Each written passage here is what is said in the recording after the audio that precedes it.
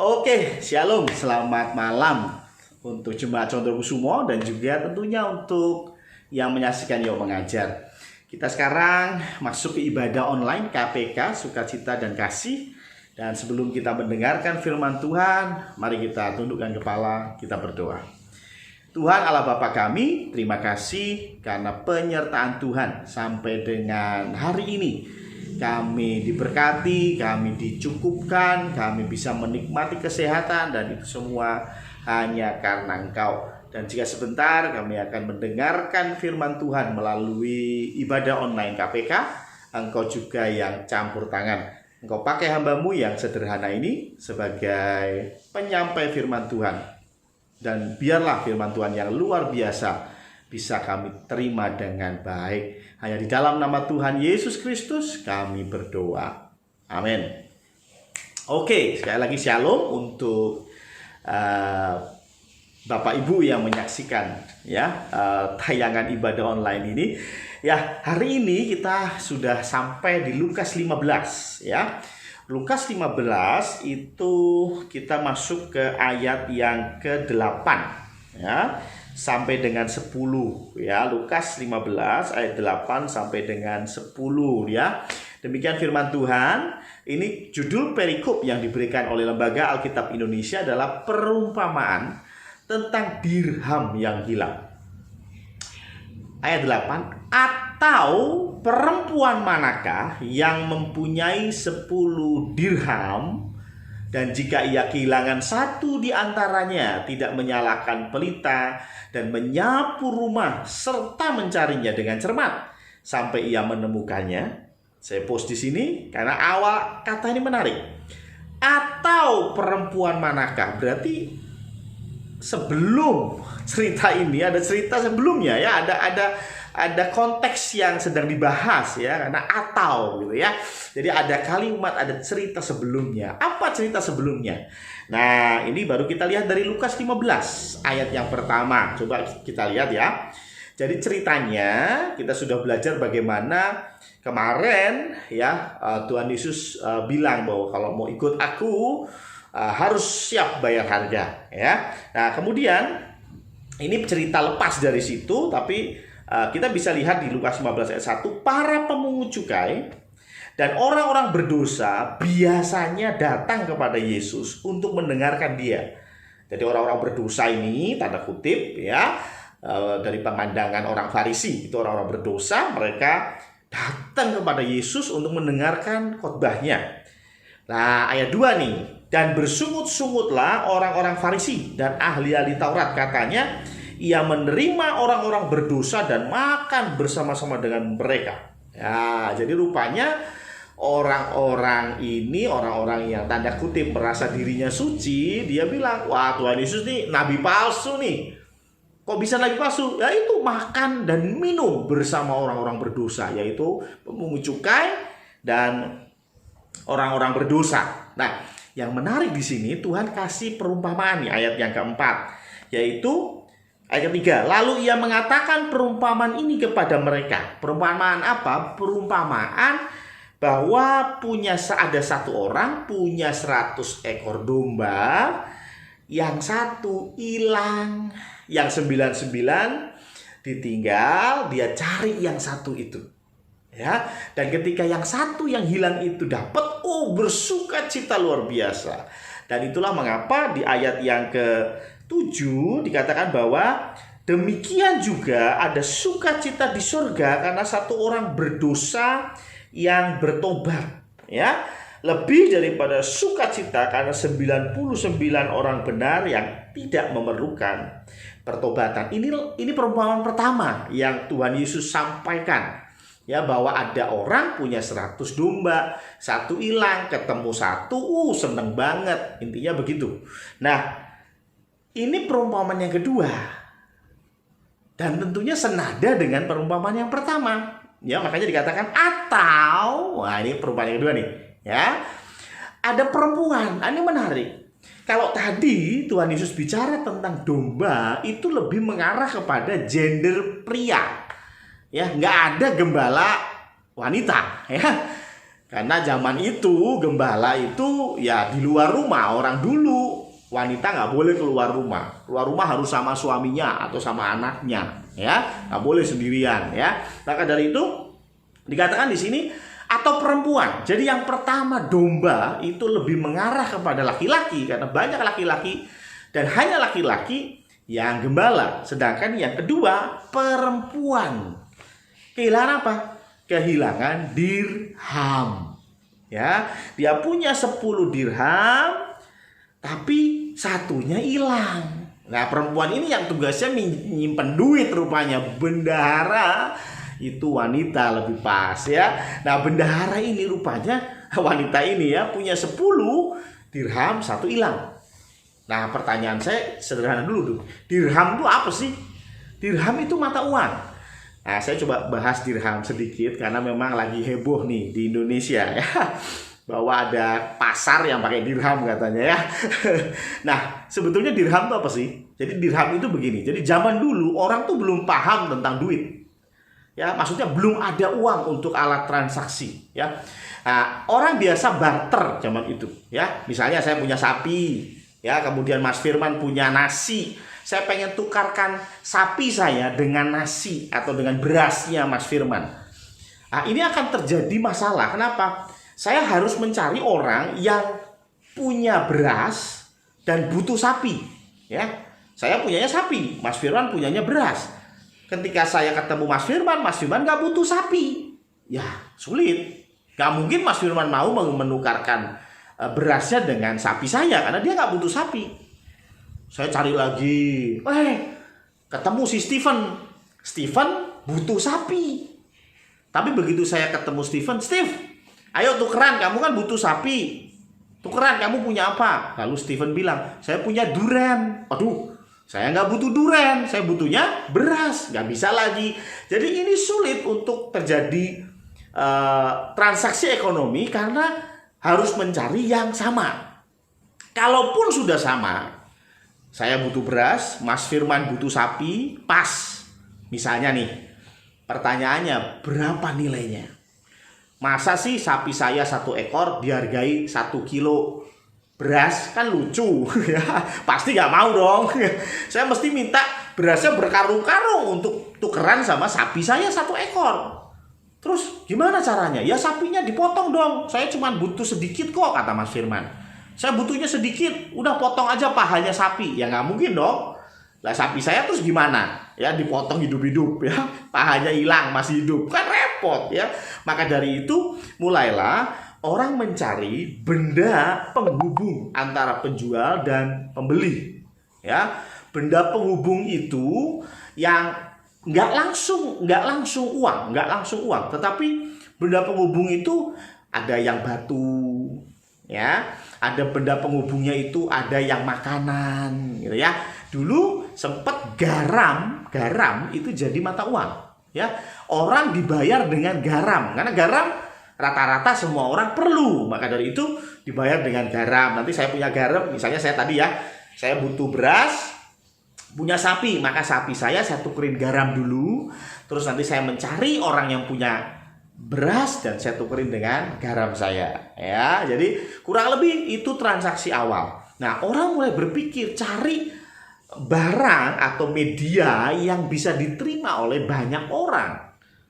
Nah, ini sampai kepada logam, ya. Karena apa? Logam ini memang lebih mudah dan yang paling sering dipakai adalah emas. Alasannya apa? Satu, logam emas ini tidak mudah rusak, ya. Kalau kita pakai besi, perunggu masih bisa berkarat, ya. Kan lucu kalau kita nyimpen besi kemudian 10 tahun lagi habis, ya. Berarti uangnya dimakan karat, ya. Maka dari itu harus yang tahan karat, ya. Kemudian lagi emas ini bisa dicetak, ya. Ini penting. Kenapa?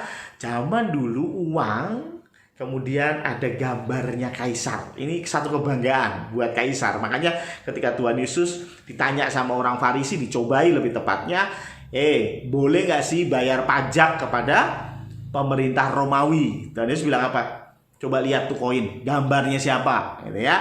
Mereka lihat gambarnya kaisar. Jadi artinya koin itu ada gambar kaisarnya. Ya, terus Tuhan Yesus bilang apa? Berikan kepada kaisar apa yang menjadi kepunyaan kaisar, sedangkan berikan kepada Tuhan yang menjadi kepunyaan Tuhan, ya. Tapi intinya dari situ kita tahu bahwa koin itu dipilih, logam itu dipilih karena dia mudah dicetak, ya, dan juga emas dipilih karena dia lebih tahan karat dan juga punya nilai emas ini. Ya, nah inilah yang dimulai oleh Romawi. Zaman Romawi mulai ada yang namanya dirham. Ya, jadi dirham ini adalah satuan koin Romawi, kurang lebih beratnya 8 gram, terbuat dari emas. Ya. Nah, kok kenapa sekarang yang pakai dirham malah negara-negara Arab yang memang, ya, Arab Saudi mereka pakai dirham juga, ya. Kemudian Uni Arab Emirates, ya, itu juga pakai dirham, ya, itu sama, ya, mata uangnya dirham, tapi bukan dirham yang dimaksudkan itu, tapi emas. Zaman dulu yang pertama kali namanya dirham itu adalah koin emas, ada gambar kaisarnya atau terserah gambar apapun boleh, tapi yang jelas beratnya kurang lebih 8 gram, ya.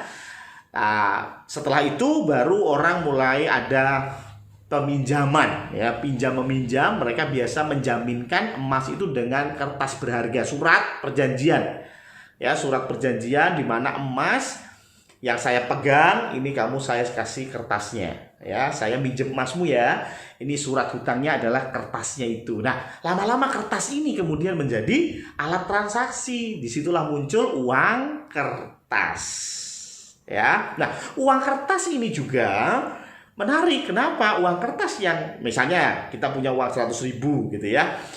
Menurut Anda Bank Indonesia nyetaknya seberapa banyak? Suka-suka? Enggak loh.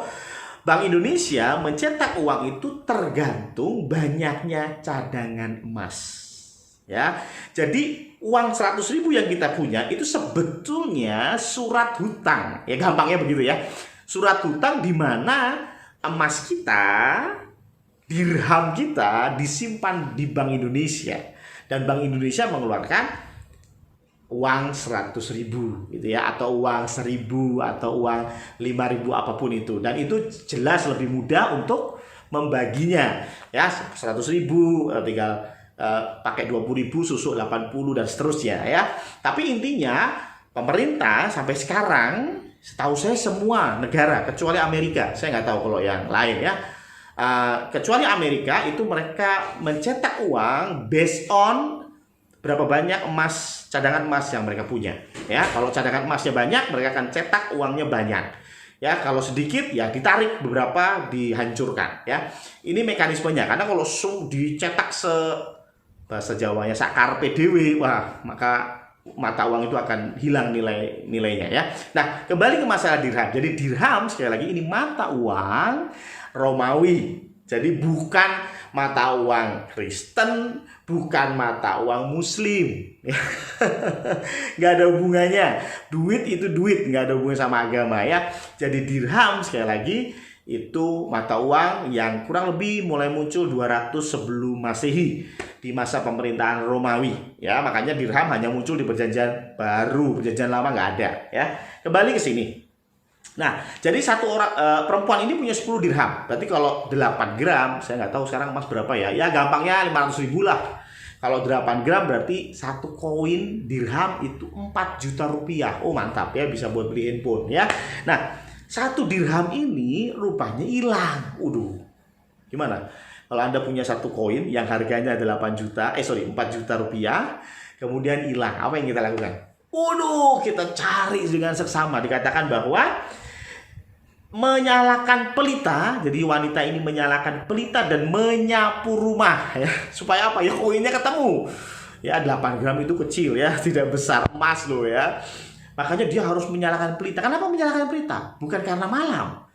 Zaman itu jangan disamakan dengan zaman sekarang, ya. Ini saya rekaman jujur saja, rekaman agak sore. Tapi masih ada jendela besar yang membawa masuk sinar matahari. Tapi Anda tahu zaman Tuhan Yesus kaca itu belum ada. Ya, kaca belum ada. Artinya apa? baik siang maupun malam, di dalam rumah pasti gelap. Ya, jendela juga belum ada teknologi jendela ya, apalagi nako nggak ada ya. Makanya ketika masuk ke dalam rumah ya gelap ya. Karena itu ketika dirham ini jatuh, ya dia akan menyalakan pelita, dia akan menyapu lantai untuk memastikan dia menemukannya. Ayat ke-9, dan kalau ia telah menemukannya, ia memanggil sahabat-sahabat dan tetangga-tetangganya serta berkata, bersukacitalah bersama-sama dengan aku, sebab dirhamku yang hilang itu telah kutemukan. Sama seperti tadi kisah domba, aku berkata kepadamu, demikian juga akan ada sukacita pada malaikat-malaikat Allah karena satu orang berdosa yang bertobat. Sama. Nah, dari kisah ini kita bisa mengambil beberapa poin. Yang pertama, bahwa kerinduan Tuhan itu tidak hanya kepada pria. Tuhan itu tidak hanya memikirkan pria. Ya memang kalau sekarang mungkin agak terlambat kita bicara, tapi kalau kita bicara 2000 tahun yang lalu, orang-orang Yahudi mereka boleh ibadah kalau ada 10 laki-laki. Kalau Anda punya 9 laki-laki, 1 juta perempuan tidak bisa ibadah. Maaf ya, zaman itu perempuan tidak dihitung. Ya. Dan itu adalah budaya waktu itu. Makanya jangan heran ketika orang Israel keluar dari Mesir, ditulis dalam Keluaran apa? 600.000 orang laki-laki. Yang perempuan nggak dihitung. Ada nggak yang perempuan? Ya ada. Keluar nggak dari Mesir? Ya ikutlah, masa ditinggal di Mesir, ya kan? Tapi yang dihitung laki-laki. Ketika Tuhan Yesus memberi makan 5.000 orang laki-laki, betul ya? Apakah nggak ada perempuan yang dengerin? Ada. Ya memang sih ada yang bilang nggak ada pak. Semuanya yang dengerin Tuhan Yesus, yang dikasih makan 5.000 itu semua laki-laki. Kok tahu? Buktinya nggak ada yang bungkus. Kalau ada perempuannya, wah pasti dibungkus sisanya. Nggak mungkin sisa 12 keranjang. Itu bercanda. Tapi tentunya ketika Tuhan Yesus berkhotbah, tidak hanya 5.000 laki-laki, ada perempuan, ada anak-anak, ya. Tapi memang, mohon maaf, nggak dihitung. Tapi dengan cerita ini, Tuhan mau kasih tahu bahwa di mata Tuhan, laki-laki dan perempuan sama. Makanya Tuhan kasih perumpamaan yang laki-laki mengenai domba dan yang perempuan mengenai dirham. Ya, Tuhan mencintai semua. Makanya ada firman Tuhan yang berkata bahwa 2-3 orang yang berkumpul dalam namaku, aku hadir. Orang Yahudi pada waktu mendengar ini dia berkata, siapa gurumu? Kamu belajar di mana? Kamu STT mana? Kenapa? Ini pengajaran baru. 2-3 orang. Tuhan nggak bilang 2-3 orang laki-laki. Tidak ada gender di sini. Tuhan bilang 2-3 orang. Mau laki-laki, mau perempuan sama aja. Tapi ini sesuatu yang revolusioner pada zaman itu. Maka dari itu, ketika Tuhan kasih perumpamaan, yang laki sendiri, Tuhan kasih juga yang perempuan juga. Sama semuanya di mata Tuhan. Itu satu. Yang kedua, kerinduan kita untuk menjangkau jiwa-jiwa yang belum mengenal Tuhan, itu harus ada sebagai kerinduan tidak hanya kaum perempuan, tapi kaum laki-laki. Kenapa saya kok berubah ya? Karena jujur kebanyakan kebanyakan gereja-gereja itu punya guru sekolah minggu mayoritas apa? Perempuan. Ya, mayoritas guru sekolah minggu adalah wanita.